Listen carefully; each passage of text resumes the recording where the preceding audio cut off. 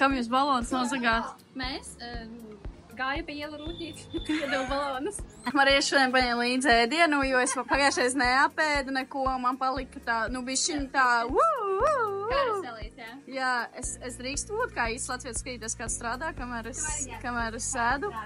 Varbūt tu kaut ko iemācīsies jaunu, kā tīrīt solārijas krāsnes.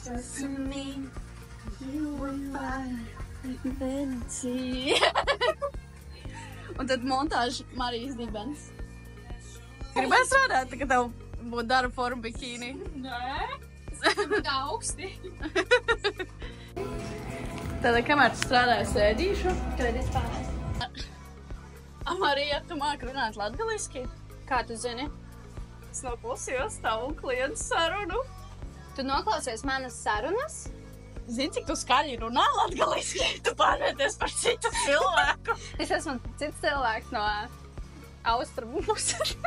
Tu zināji, ka viens šāds solārijas vēl no 300 līdz 500 kilogramiem?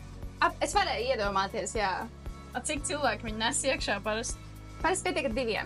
Jo viņi nes tā kā tādu legoci pa daļiņām. Nav tā, ka viņi visu tā ienes un noliek un pieslēdz rozetē, jo viss aiziet. Tev ir kaut kāds video no tā, kā Fusion nes iekšā Olimpijā? Jā, man ir dažas tādas, daži tādi mazi gabaliņi.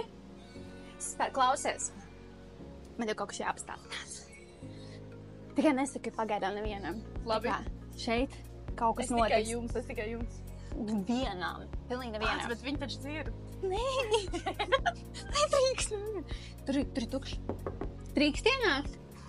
Jā. Tas leprikons. Jā, tas leprikons augšā bija. Nē, tagad viņi 2. O, vēlams, te neviena. Pagaidām. Jūs redzat, cik tā telpa ir liela? Un te kaut kas būs. Stāvēs šādi.